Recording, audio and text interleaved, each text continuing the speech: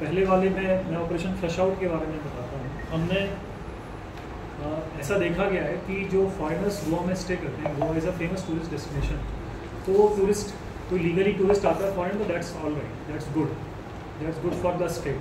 But ऐसा देखा गया है कि बहुत सारे फॉरेनर्स इलीगली यहाँ पे रहते हैं, उनका वीज़ा एक्सपायर हो जाता है, तब भी यहाँ पे कंटिन्यू करते रहना, या फिर वो इलीगल एक्टिविटीज़ में इन्वॉल्व होते हैं डिस्पाइट हैविंग वैलिड वीज़ा। और जनरली ये कोरिलेशन पाया गया जो इलीगल एक्टिविटीज़ में है उसका वीज़ा 90% 99% एक्सपायरिंग होता है, ओवर स्टे भी होता है और इलीगल एक्टिविटीज़ में भी होता है। तो इसलिए हमने पिछले 2-3 महीने में ये काम किया है कि कंटिन्यूस एक्शन ऐसे फॉरेनर्स पे लिया है, ताकि कोई भी ऐसा ना समझे कि गोवा में आके कोई भी इलीगल एक्टिविटी करेगा और कितने भी टाइम रह सकता है। There is a law in place in this country and that law foreigners also have to follow.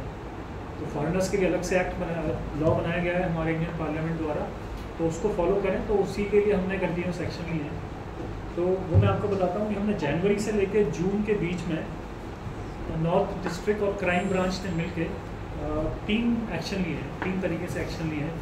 Number 1 जो है कि हम ओवर स्टेइंग फॉरेनर्स की जब भी चेकिंग करते हैं, जब भी हमारे पास FRRO से लिस्ट आती है कि ये फॉरेनर्स गोवा में हैं और इनका वीज़ा एक्सपायर हो गया है, तो उनको जब चेक करते हैं या फिर हमको वैसे भी रेगुलर चेकिंग के दौरान पता चलता है कि कोई फॉरेनर इलीगली स्टेइंग है, तो उसको हम FRRO के सामने प्रोड्यूस करते हैं। तो ऐसे फॉरेनर्स नंबर 1 कैटेगरी के हैं, जनवरी से जून के बीच में 16।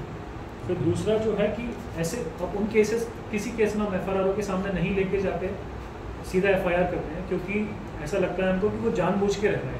कभी कभी लगता है कि कभी किसी केस में ऐसा होता है कि बोनाफाइड इंटेंशन से उसका कुछ मिस्टेक हुआ, कोई कागज़ तैयार नहीं था, इस कारण से वो जा नहीं पाया। इन दैट केस हम उसको FRRO के पास ले जाते हैं, अदरवाइज़ हम उसको सीधा अरेस्ट करते हैं, FIR उसमें रजिस्टर किया जाती है फॉरेनर्स एक्ट। तो ऐसे टोटल केसेस हैं 22।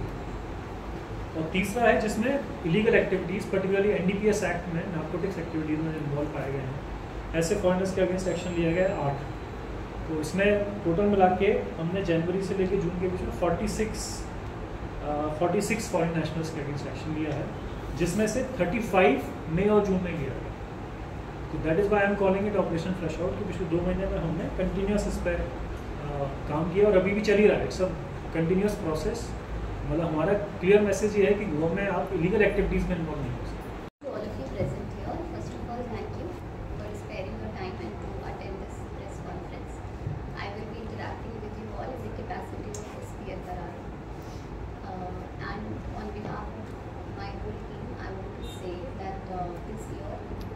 Tried to make rigorous effort to, as sir already explained, to flush out the foreigners who are overstaying or staying here illegally without any valid travel document.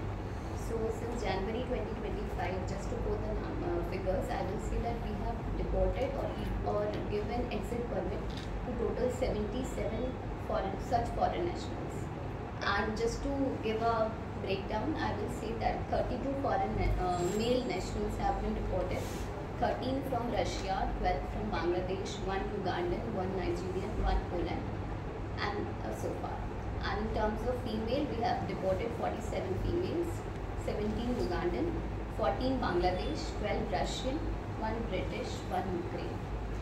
What sir already told you that there is a list based on the details of district police module DPM or Leave India notices that is shared to us from FRRO Mumbai.